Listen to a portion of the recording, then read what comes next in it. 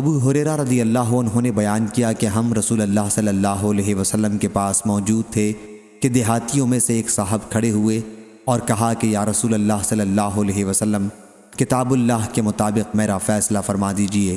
اس کے بعد ان کا مقابل فریق کھڑا ہوا اور کہا، انہوں نے صحیح کہا یا رسول اللہ صلی اللہ علیہ وسلم، ہمارا فیصلہ کتاب اللہ کے مطابق کر دیجئے اور مجھے کہنے کی اجازت دیجئے۔ حضرت صلی اللہ علیہ وسلم نے فرمایا کہ کہو۔ انہوں نے کہا کہ میرا لڑکا ان کے یہاں مزدوری کیا کرتا تھا۔ اسیف بمانی اجیر مزدور ہے۔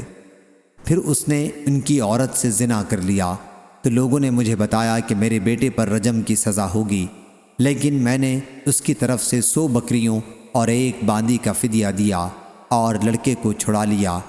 پھر میں نے اہل علم سے پوچھا تو انہوں نے بتایا کہ اس کی بیوی پر رجم کی سزا لاگو ہوگی اور میرے لڑکے کو 100 کوڑے اور 1 سال کے لیے جلا وطنی کی۔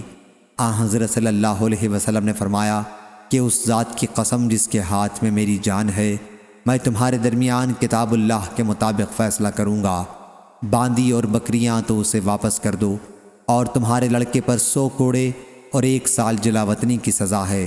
اور اے انیس رضی اللہ عنہ، قبیلہ اسلم کے ایک صحابی، اس کی بیوی کے پاس جاؤ، اگر وہ زنا کا اقرار کرے تو اسے رجم کر دو۔ چنانچہ انیس رضی اللہ عنہ ان کے پاس گئے اور اس نے اقرار کر لیا۔ پھر انیس رضی اللہ عنہ نے اس کو سنگسار کر ڈالا۔ صحیح بخاری حدیث نمبر 7260۔